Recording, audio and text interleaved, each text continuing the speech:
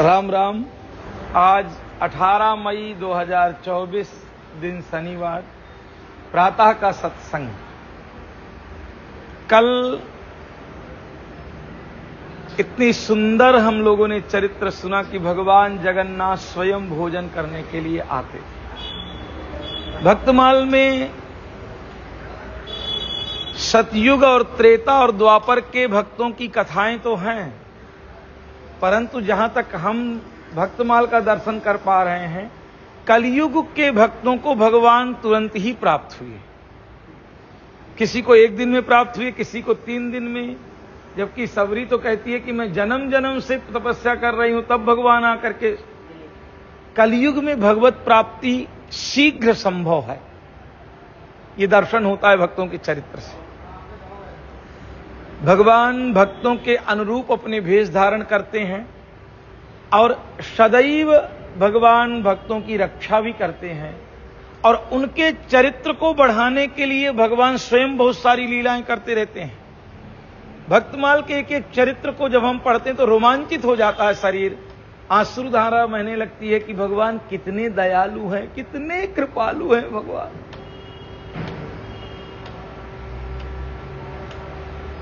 भक्तमाल में एक सुंदर चरित्र मिलता है सदन कसाई का।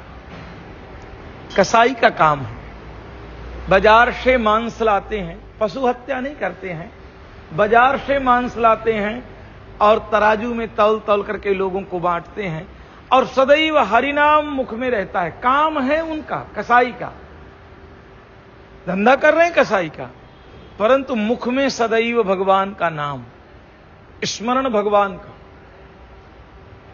उनके पास में एक वाट है, काला काला सा, उनको पता नहीं कि ये वाट क्या है। और कोई बोलता है कि 2 किलो मांस चाहिए, तो तराजू में वाट रखा और 2 किलो मांस बोला, तो 2 किलो मांस उसी से 10 किलो भी तौल देते हैं, उसी से पाव भर तौल देते हैं। वो वाट की कुछ ऐसी चमत्कारिकता है साहब कि वो जितना आपको आवश्यकता है उतना वजन उस वाट का हो जाता है। वृंदावन के महात्मा भजन करते हुए जा रहे हैं, उनकी दृष्टि सदन की दुकान में पड़ी और वाट में पड़ी, तो अरे वो आश्चर्यचकित हो गए, तो सालग्राम भगवान है। और सालग्राम मतलब कोई बिना स्नान के स्पर्श कर दे तो पाप लग जाए। सालिग्राम भगवान की महिमा अपार। और सालग्राम भगवान को एक कसाई सदन कैसे घृणित मांस के साथ में बैठा करके तौल रहा है। संतों को आवेश आया और संत जाकर के सदन कसाई को बहुत उल्टा सीधी बातें भी कही और क्रोध में आकर के कहा कि तुम ये करो, तुम्हारा विनाश हो जाएगा। बड़े नम्र थे, तुरंत संतों को दूर से ही प्रणाम किया, बोले माफ करिएगा, आपका स्पर्श भी मैं कर नहीं सकता हूं, क्योंकि मैं कसाई हूं, मेरे हाथ रक्त से सने हुए हैं। परंतु मैं समझ नहीं पाया महाराज, आपका क्रोध क्यों है? अरे बोले सालग्राम भगवान है जिसको तू बटिया समझ रहा है। बोले महाराज ये भी मैं बता नहीं पाऊंगा कि कहां से आई, परंतु मेरे इसमें तराजू में थी और मैं ऐसा ही कर रहा हूं, और मेरे पूर्वज भी ऐसा ही कर रहे थे। पर आज आपने बताया है तो भगवान की बहुत ज्यादा मुझसे भगवान का अपराध हो गया। मैं आपसे भी क्षमा मांगता हूं, भगवान से भी क्षमा मांगता हूं, पर अब करूं क्या? तो महात्माओं ने कहा चुपचाप धुल करके हमको दे। तुरंत धुल के महाराज दूरी रख दिया। महात्माओं ने खूब गंगा जल से शुद्ध विद्ध किया और लेकर के वो सालग्राम भगवान अपने घर पहुंचे।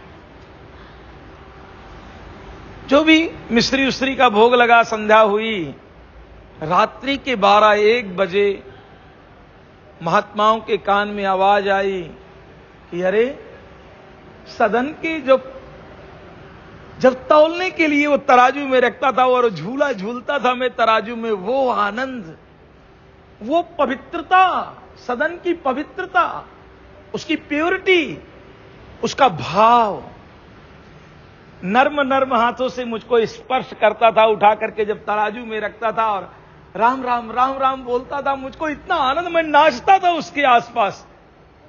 मूर्ख महात्मा, यहां पर डिब्बी में ला करके रख दिया, मिश्री का भोग लगा दिया, नो, अभी तुरंत मुझको उठाओ और जल्दी से मुझको सदन के घर पहुंचाओ। महात्मा तुरंत ही सालग्राम की बटिया लेकर के दौड़ते दौड़ते सदन का वो कसाई खाना दरवाजा खटखटाया। रात्रि के 2 बजे कौन आया कौन आया? सदन बाहर निकले, महात्मा खड़े हुए हैं हाथ जोड़ करके। अब महात्मा सदन को प्रणाम कर रहे हैं। सदन ने कहा, अरे महाराज उल्टी गंगा मत बहाओ, हुआ क्या?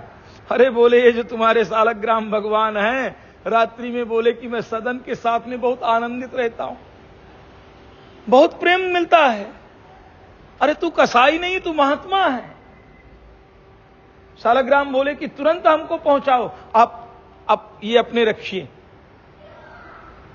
सदन भगवान की मूर्ति लेकर के झरझर करके रोने लगा।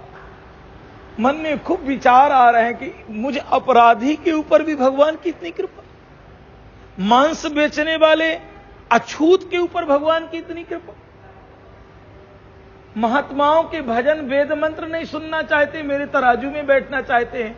आज से मैं एक कसाई का काम छोड़ दूं। सालग्राम भगवान को हाथ में लिया और प्रातः जैसे हुई वैसे बोले, जगत के नाथ भगवान जगन्नाथ जी के पास में जाऊंगा, सालग्राम रख करके उनसे माफी मांगूंगा कि प्रभु मुझसे बहुत अपराध हुआ है। निर्मल भाव से निकले। रात्रि एक गांव में जब पहुंचे तो पहले के समय रात्रि में लोग रुक जाते थे। तो जब रात्रि पहुंचे एक गांव में, भिक्षा की आवाज लगाई। वहां से एक स्त्री निकली और स्त्री ने इनका सौंदर्य देखा तो सौंदर्य देख करके स्त्री मोहित हो गई। कहां जा रहे हो भैया? बोले जगन्नाथपुरी जा रहे हैं। उसने कहा, एक काम करो, आप यहीं भिक्षा पालो, रात्रि यहीं विश्राम कर लो। रात्रि तो हो गई, विश्राम आपको करना ही है। सदन ने कहा, नहीं नहीं, भिक्षा मात्र दीजिए। उसका बहुत आग्रह किया उसने कि आप रात्रि यहां विश्राम करो। और महात्मा व्यक्ति बिल्कुल अंदर प्योरिटी, भाई कोई उनके किसी प्रकार का द्वेष भी नहीं था। जो महात्मा होते हैं ना, सबको महात्मा ही देखते हैं। जैसा चश्मा लगाओ संसार वैसा दिखता है। चोरों को संसार में सब चोर दिखाई पड़ते हैं, बुरे लोगों को संसार बुरा ही नजर आता है, अच्छे लोगों को सब संसार में अच्छे ही नजर आते हैं। परंतु भिक्षा का भी नियम है। हम 9 वर्ष से लगा करके 25 साल तक भिक्षा करके ही खाए हैं। तो गांव में हमारे गुरु की आज्ञा होती थी कि आवाज लगाओ, 3 आवाज लगाना है और 3 आवाज में भिक्षा मिले, वो भी पैसे नहीं लेना है, अनाज नहीं लेना, रोटी सब्जी लेना है। और इसके घर के किसी के अंदर प्रवेश नहीं करना, 5 घर से 6वां घर मांगना नहीं है। मिला तो मिला, नहीं मिला तो जय है। मैंने भिक्षा किया है, लगभग 20 साल तक मैंने भिक्षा करके खाया है। तो सदन अंदर प्रवेश कर गए। अच्छा विचार उनका। ये रात्रि के समय उल्टा जब ये शयन करने लगे तो इनके पास में स्त्री आई, बुरे भाव से सदन का स्पर्श किया तो बैठ गए। राम राम राम राम राम राम। बेटी बेटी बेटी बेटी, क्या हुआ? मेरी बहन है तू। ये युवान थे, इन्होंने कहा तू मेरी बहन जैसी है, मेरे समकक्ष है, तू मेरी बहन है, ऐसा मेरा स्पर्श कैसे रात्रि में कर रही है? उसने कहा कि जो मेरा पुरुष है, मेरा पति है, उसको मैं चाहती नहीं हूं, आपको देख करके मैं मोहित हो गई हूं। मेरे पास बहुत सारा धन है, एक काम करिए, सब पूरा धन ले लेते हैं और रात्रि के ही समय हम यहां से भाग चलते हैं। उन्होंने कहा, ना, ऐसा करना अपराध है। पतिव्रता स्त्री के लिए पति ही सब कुछ है। तो आवेश में आकर के उसने वो कुल्हाड़ी उठाई और जाकर के अपने पति के गले को काट दिया, हाथों को काट दिया, उसको पूरा मार डाला। और आकर के कुल्हाड़ी फेंक करके बोली कि अभी पति की बात कर, पति भी मर गया, अब तो आपको कोई भय नहीं है, आप यहीं रहो, पति को मैं गाड़ दूंगी और यहीं दोनों लोग विचरण करेंगे। सदन ने कहा कि आपके ये भाषा आपकी, और रात्रि के समय ही वो भागना चालू कर दिए, घर को त्यागना चालू कर दिए।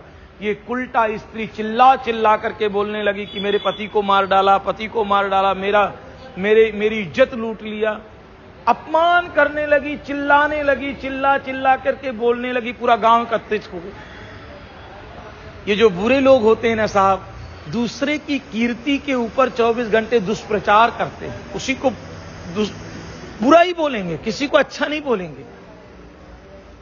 किसी को बोलेंगे अरे ये लूट के रखा है, वो लूट के, ये बुरे लोगों का काम है। पर संतों को इससे प्रभावी नहीं होना चाहिए। पुलिस ने पकड़ा, परंतु सदन को कोई फर्क नहीं पड़ा। राजा के सामने प्रस्तुत किया गया। राजा ने पूछा कि इस स्त्री के साथ तुमने दुर्व्यवहार किया? उन्होंने कहा नहीं। बोले इसके पुरुष को, इसके पति को तुमने मारा? सदन के मन में विचार आ गया कि अगर मैं नहीं जाता तो पति नहीं मरता, मेरे कारण ही वो पति मारा गया। तो कुछ बोले नहीं, मौन रह गए। तो राजा ने कहा, लग रहा स्वीकार कर रहे हो आप दोष को, इन हाथों से आपने काटा है, आपके हाथ काट लिए जाएं। सदन के दोनों हाथ काटे गए। सदन वहां से चले जगन्नाथपुरी के लिए, और मन में विचार करते हैं कि पुरी वाले भगवान के भी दोनों हाथ नहीं है, दोनों पंजे नहीं है उनके, इसलिए मेरे भी हाथ काट लिए गए। ये मेरे जो लाला है ना, ये जैसा अपने है वैसे दूसरों को भी बनाना चाहते हैं। अरे बहुत अच्छा किया, बहुत अच्छा किया। मन में ऐसा विचार करते हुए, कीर्तन करते हुए, भजन करते हुए आनंदित भाव से आ रहे हैं। सुबह का जब प्रातः आरती हो रही थी, उसी समय जगन्नाथ भगवान ने पुजारी से कहा कि एक काम करो कि सब देहलियां खोल दो। ये जैसे यहां पर देहली है, वहां जगन्नाथपुरी में भी देहली है, ये वाला ऐसे रेलिंग कि कोई अंदर ना घुस जाए। बोले सब खोलो खोलो खोलो खोलो, जल्दी खोलो। पुजारी ने कहा क्या हुआ? बोले मेरा एक भक्त आ रहा है, सदन आ रहा है, और मैं उसका आलिंगन करना चाहता हूं, उसको अंदर लेके आओ। पुजारी दौड़ा दौड़ा गया, दरवाजे में देखा फटे पुराने कपड़े, युवान तेज चमकता हुआ, दोनों हाथ कटे हुए, रक्त गिरता हुआ। युवान ने कहा तुम्हारा नाम सदन है? बोले हाँ मेरा नाम सदन है। बोले प्रभु बुला रहे हैं। सदन के आंसू, आंखों से आंसू झरझर बहने लगे। सीधे पुजारी लेके गया और भगवान का वो आलिंगन करने लगे। आलिंगन करते करते उनके पुनः दोनों हाथ आ गए। साष्टांग प्रणाम किया प्रभु को, और उसके बाद सदन वहां से गए नहीं। जब तक जीवन रहा तो रोज नित्य प्रति जगन्नाथ भगवान के मंदिर में बैठ करके उनका नाम स्मरण करते रहे, और वहीं शरीर उनका शांत हो। चरित्र हमें सिखाता है कि विपत्तियां कैसी भी हों, संकट कैसे भी हों, परंतु जब भगवान के आश्रित हो गए हो, भगवान को अपना मान लिया है, तो कभी घबराओ मत, क्योंकि वो भगवान पीछे पीछे घूमता है। कबीर तो कहता है कि पीछे पीछे हरि फिरत कहत कबीर कबीर। भगवान का जो हो गया, भगवान से भी नहीं मांगता। भगवान कहता है मैं कबीर को बहुत देना चाहता हूं, मैं सूरदास को बहुत देना चाहता हूं, तुलसी को बहुत देना चाहता हूं, लेते ही नहीं है। कल के खाने की चिंता नहीं है। आज एक पवित्र भक्त सदन की हम लोगों ने स्टोरी सुनी है, और ये सदन भगवान का अनन्य भक्त हुआ, भगवान आश्रित भक्त हुआ। आज के सत्संग को यहां विश्राम देंगे।